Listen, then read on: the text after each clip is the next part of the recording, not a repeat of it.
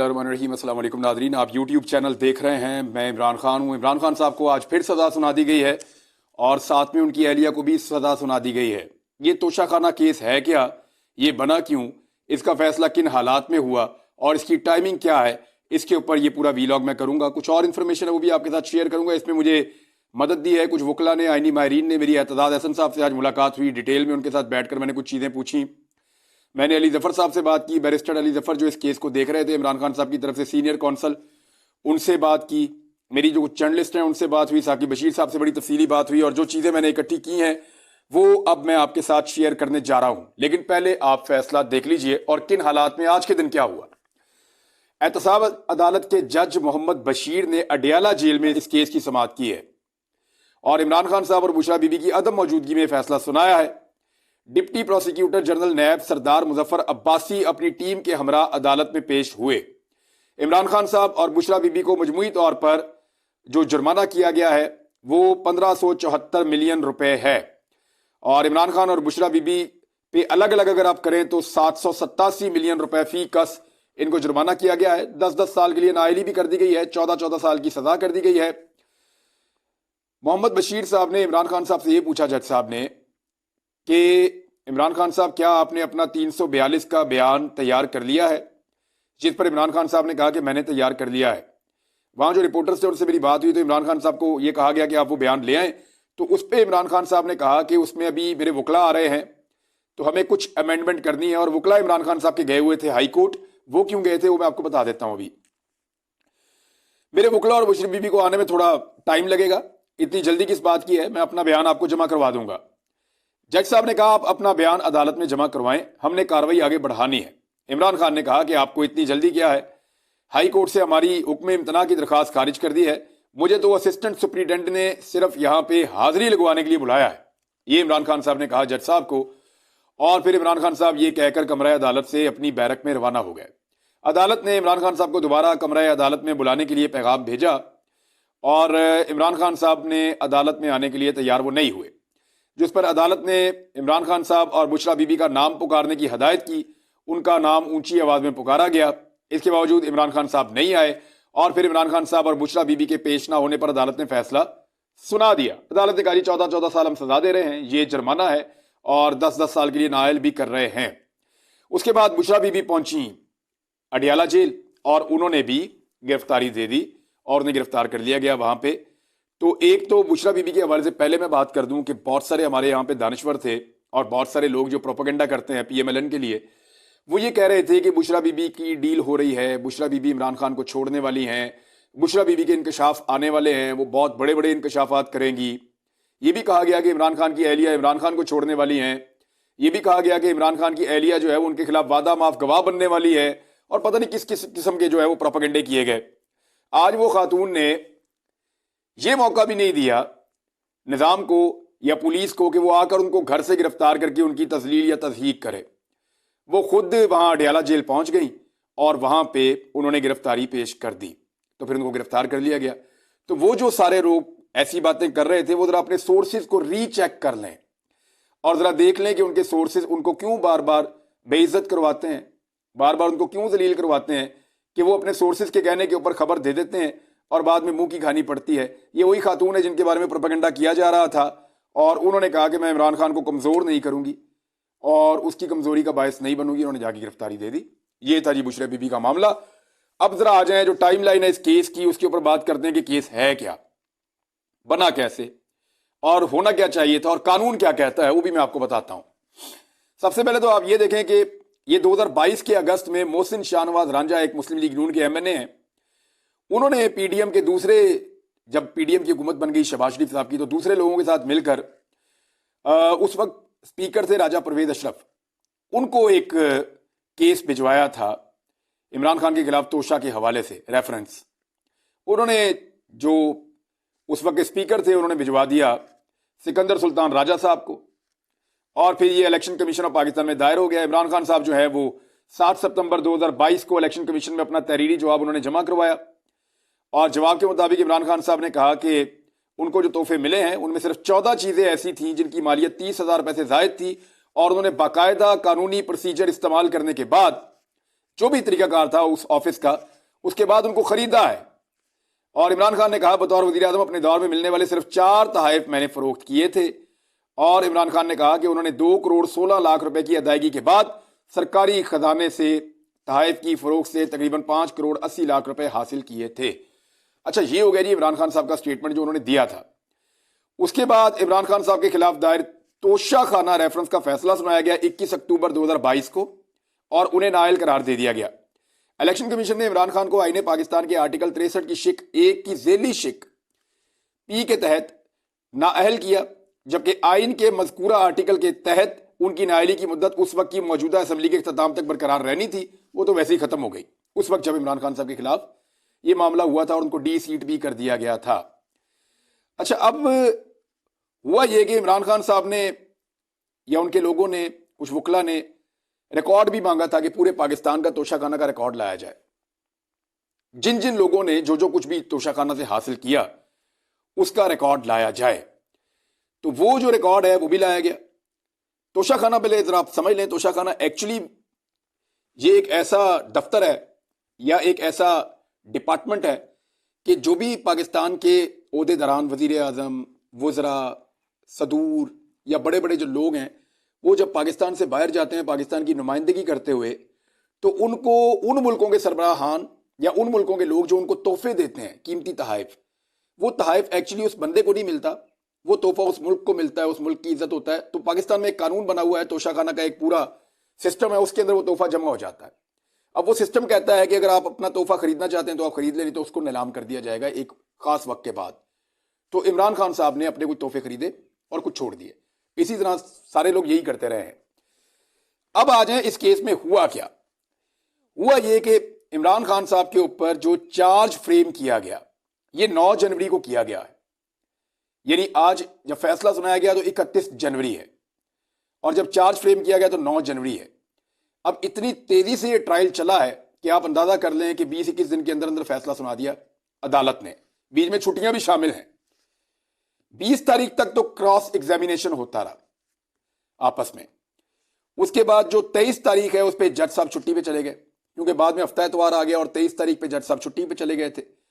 24 तारीख को ये दोबारा फिक्स हुआ केस, अडयाला के अंदर चल रहा था, अडयाला जेल के अंदर। धुंध बहुत ज्यादा थी उस दिन, उसकी वजह से वकील नहीं पहुंच सके। 25 तारीख को वकील पहुंचे और केस के ऊपर कार्रवाई नहीं हुई।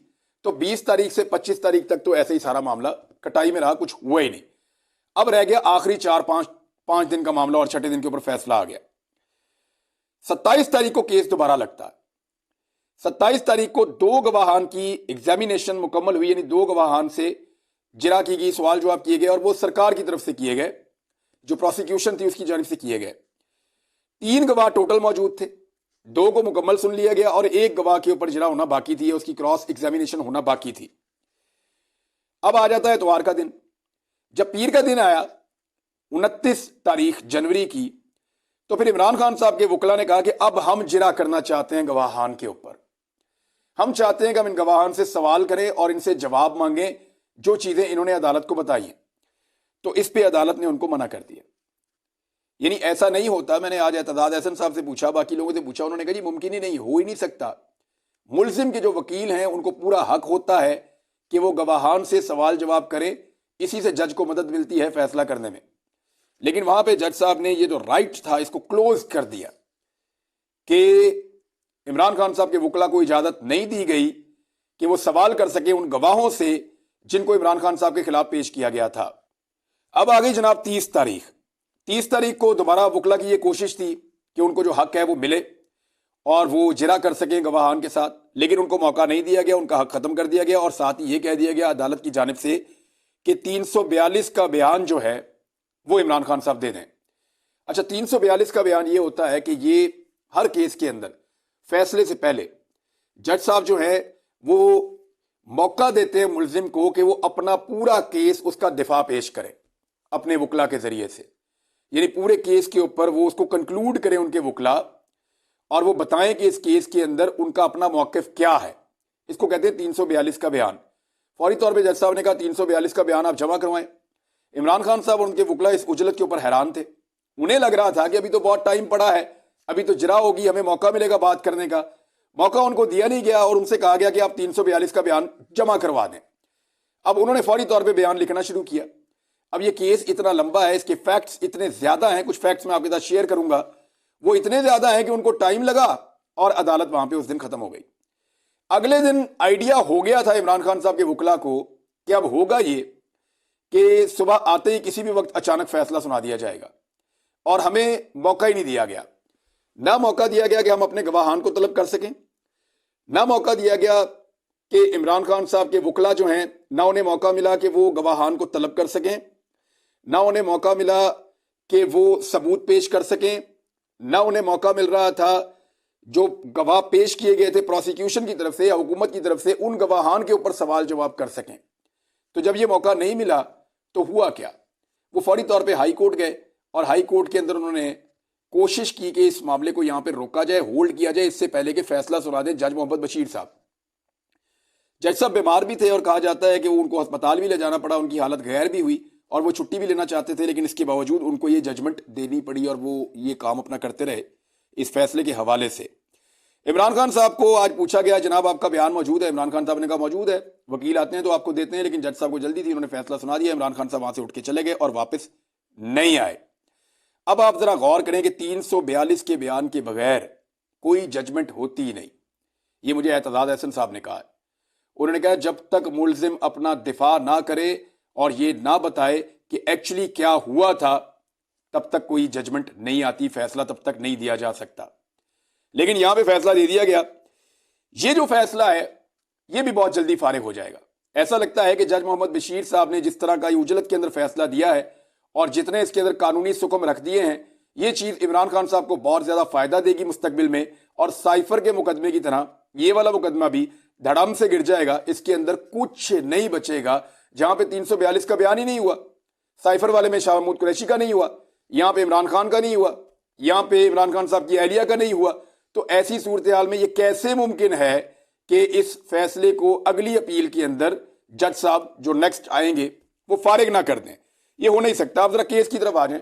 ये केस बेसिकली एक हार है, उसके गिर्द घूमता है, और केस ये है, इल्जाम ये है कि एक ज्वेलरी का एक बॉक्स था जो इमरान खान साहब ने और उनकी अहलिया ने लिया, और तोशा खाना के 2 अफसरान ने और एक प्राइवेट आदमी ने, 3 लोगों ने इसकी कीमत लगवाई थी। अच्छा, उस वक्त इसकी कीमत लगवाई गई थी 1,80,00,000 रुपए बताई गई इमरान खान साहब को। इमरान खान साहब ने 20% से बढ़ाकर तोशा खाना से तोहफा लेने की कीमत 50% कर रखी थी, और उसके मुताबिक उन्होंने 1,80,00,000 रुपए की ये ज्वेलरी 90 लाख रुपए में हासिल की, यानी आधे पैसों में। इससे पहले ये 20% हुआ करती थी नवाज शरीफ के दौर में, इमरान खान साहब ने इसको बढ़ा दिया था। अब नैब के पास जब ये केस जाता है तो नैब ये कहता है कि ये जो तोहफा था इसकी कीमत 1,80,00,000 नहीं थी, बल्कि इसकी कीमत कम लगवाई गई है। असली कीमत 3,16,00,000 रुपए थी, यानी 316 करोड़ थी, और इसकी कीमत कम लगवाई गई है, सिर्फ 2 करोड़ से भी कम लगवाई गई, 1.25 करोड़, 1,80,00,000 रुपए। अब ये है जी नैब का मौक़िफ़। इसके लिए उन्होंने 3 गवाहान पेश किए। अच्छा, ये जो 2 अफसरान थे जो इमरान खान साहब के दौरे हुकूमत में इसकी कीमत लगवा के आए थे, या वो जो प्राइवेट बंदा था, ये तीनों वहां पे अदालत में नहीं आए। इन तीनों को टच नहीं किया गया। सिर्फ एक जो प्राइवेट बंदा था उसका एक स्टेटमेंट रखा हुआ है, हो सकता है किसी मौके पर वो सामने आ जाए, लेकिन इसके बारे में पाकिस्तान तहरीक इंसाफ के वकला या वहां मौजूद सहाफी कुछ भी नहीं जानते। वो कहते हैं हमें कुछ पता नहीं है इसके बारे में। यह केस गलतियों से और उजलत से भरा हुआ केस है, इसके अंदर कुछ नहीं बचेगा। यह केस बिल्कुल अवेपोरेट हो जाएगा, जैसे हवा के अंदर कोई चीज अवेपोरेट हो जाती है। अब अफसरान को आज तक बुलाया ही नहीं। मिसाल के तौर पे एक आदमी ने एक चीज को बेचा है, अब असेसमेंट लगाने वाले का कसूर है या खरीदने वाले का कसूर है?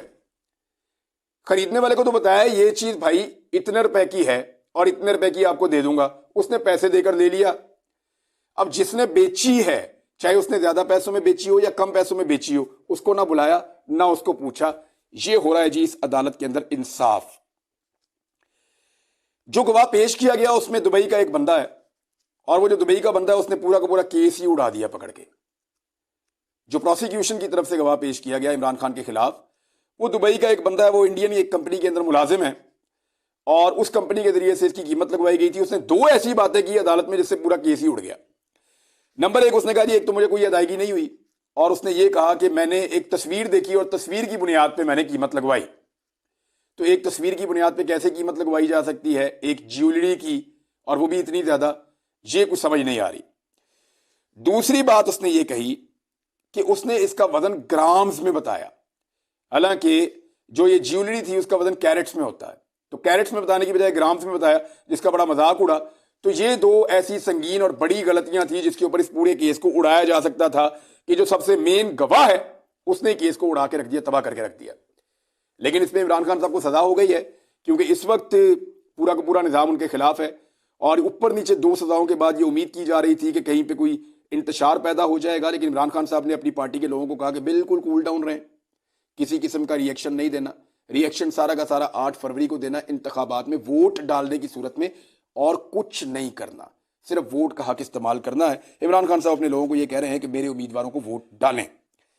अब आ जाए एक और चीज की तरफ कि जिन लोगों ने गैर कानूनी काम किया, इस रियासत ने या इस निजाम ने या इन अदालतों ने उनके खिलाफ क्या किया। तोशाखाना के रूल्स के अंदर लिखा हुआ है, मैं वो रूल आपको पढ़ के सुना देता हूं। रूल 11 है, Antique items and vehicles shall not be allowed to be purchased by the recipients. Antiques shall be placed in the museums or displayed in official buildings owned by the government. Vehicles shall be given to the central pool of cars of the cabinet division.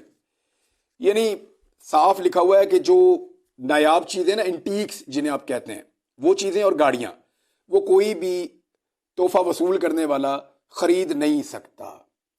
गाड़ियों के बारे में साफ लिखा हुआ है कि गाड़ियां कभी नहीं खरीदी जा सकती, रूल इसकी इजाजत नहीं देता। ये गाड़ियां central pool of cars of the cabinet division, उसके अंदर जमा हो जाएंगी जाके। कैबिनेट डिवीजन का एक पूल होता है कार्स का, जहां पे गाड़ियां होती हैं सारी, वहां पे ये गाड़ियां जमा करवा दी जाएंगी, इनको कोई खरीद नहीं सकता। तो जनाब, जो रिकॉर्ड अदालत के सामने आया, उस रिकॉर्ड के मुताबिक नवाज शरीफ, आसिफ अली जरदारी और यूसुफ रजा गिलानी, इन तीनों ने गाड़ियां हासिल की हैं, लेकिन तीनों के खिलाफ कोई कार्रवाई नहीं हुई। मुबैना तौर पे, क्योंकि इसकी इंक्वायरी होना भी बाकी है, पता चलना चाहिए, मरियम नवाज ने भी एक BMW गाड़ी ली थी मुबैना तौर पे, तो उसको देखते हैं उसका क्या बनता है। या ये सारा का सारा हथौड़ा इस वक्त पाकिस्तान तहरीक इंसाफ या इमरान खान के खिलाफ ही चलना है, ये चीजें अभी चलती रहेंगी, इनके अंदर और बहुत सारी चीजें निकलेंगी। लेकिन ये केस भी बिल्कुल पहले झटके के अंदर उड़ के फारिग हो जाएगा। ऐसा लगता है कि दोनों जजेस ने शायद ऐसे फैसले दे दिए हैं जिससे फायदा इमरान खान का होगा, और जो केसेस उनके गले की हड्डी बने हुए थे उनसे उनकी पक्की पक्की जान छूट जाएगी। अगले वीलॉग में मैं आपको कुछ अहम चीजें बताऊंगा, और अमेरिका से भी कुछ खबरें आई वो भी आपके साथ शेयर करूंगा। लेकिन सबसे पहले आप ये देख लीजिए कि 3 चीजें वायलेट हो गई हैं इस पूरे केस के अंदर। तमाम लोग जो इसको रिपोर्ट कर रहे थे या तमाम लोग जो इस केस का हिस्सा थे, वो ये कहते हैं, नंबर 1, जरा का हक नहीं मिला इमरान खान के वकला को, जो बुनियादी हक है। नंबर 2, 342 का बयान नहीं हुआ जिसके बगैर सजा नहीं दिया जा सकता। नंबर 3, फाइनल आर्गुमेंट्स का भी मौका नहीं दिया गया, जो हर केस के अंदर होते हैं। तो फिर इस केस की हकीकत क्या रहेगी, आप अच्छी तरह जानते हैं, और हर हकीकत आप उससे बाखबर हैं, आपको पता है कि क्या हो रहा है और क्यों हो रहा है। अब तक के लिए इतना ही, अपना ख्याल रखिएगा, अपने चैनल का भी। फिर मिलते हैं, अल्लाह हाफिज।